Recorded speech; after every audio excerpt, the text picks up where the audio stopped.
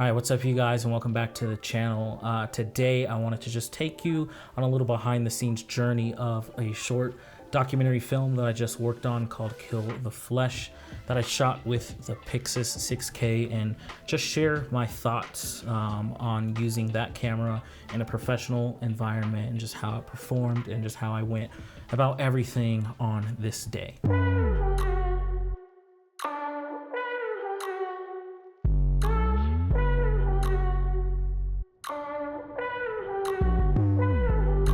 So to give you a little bit of context, I was tasked with creating a short documentary film for my church, as we like to honor our veterans every year. And this year we wanted to do something a little different and present the story of someone who is not a veteran, but just, you know, their story, their journey of joining the military and, you know, just beginning and starting and setting this foundation of, you know, eventually becoming a veteran, and just, you know, the values they hold, what led the subject in this film, Adonis, to make that decision. And so, you know, we wanted to just essentially create something that's authentic to him and just communicates his story. And honestly, we stumbled upon his story really last minute, as just a few of the subjects that we wanted to use dropped out beforehand. So it was really tough, and just through mutuals, I was able to find this guy and be able to capture his story. So to give you guys context in terms of how we went about the shoot, we had not even a full day, but about 3-4 hours to kind of knock out this story. So I knew I wanted to shoot this on the Pyxis, as it was a new camera in that I had and I wanted to test. I do have the red Komodo that I did use on the shoot for a few specific shots, just the slow motion shots of the flag and just the B camera. Everything else was shot on the Pyxis in various different frame rates. So if you're new to this channel or me in my journey, I've actually been using the red Komodo, the Panasonic S5 which I'm shooting on right now, Sony, Canon for a little while. I've used Blackmagic in the past. I use Blackmagic actually every single week at my church in the broadcast setting, but it's been a long time since I've used the Pyxis just on set as a primary A-cam. And honestly, it was really fun to be able to return to this system and return to this workflow. Honestly, that square, that box form factor just makes the camera feel so much better to just use and operate on set. For me personally, it just works. I love the way that I can rig it up. I love the versatility that I have with that camera. The way I can set it up ergonomically just works to put anything that I need additional on the camera and not really have to change or adjust much when I'm on set, or honestly for any different type of shoot. Like how I have it rigged up now is probably how I'm going to have it rigged up for the majority of use cases that I use this camera for. Again, with the shoot, we had to move fairly quickly, so I mainly stayed on two lenses, the Leica R 35mm and the 50mm, and those kind of just killed it the entirety of the day for me. And we actually had a pretty small crew. It was only 3 of us, and so I didn't have somebody to run audio separately from me, so I was able to just rig my external audio recorder onto the camera, and then just a shotgun mic as well, which really just helped me stay small, stay nimble and quick, and be able to capture everything that I needed to. Dedicate one of my crew to just helping me with lighting and just setting up lights and stuff in various different places, and then somebody to capture the behind the scenes that you guys are watching.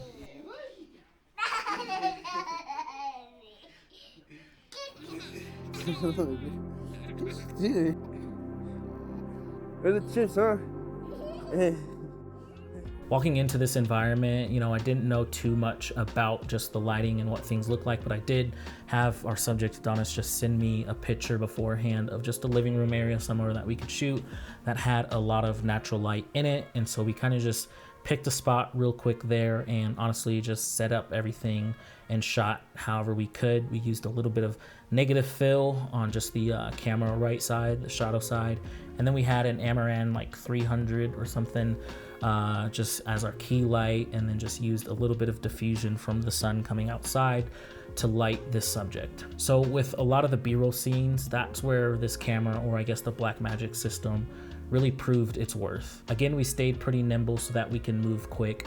In his daughter's room, we had a aperture 600C outside, kind of just blasting through the window to just lift up, you know, just the light in her room, and just the way it kind of was set up and looked very good. And again, shooting everything in RAW just gave me the flexibility to just really fine tune and put the image exactly where I wanted it, and be able to just use that flexibility in post to get the color and everything exactly where I wanted.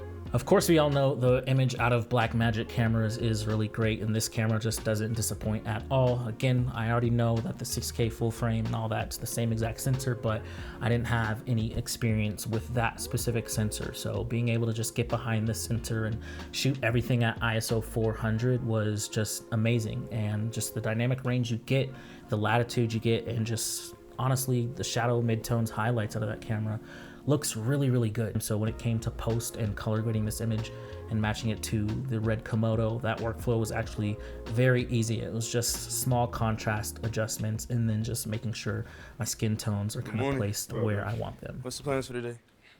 Where's Shay? My teen years, my high school life, I was doing sports, I was working, and I ended up having a kid later on, like my sophomore year, going into junior year.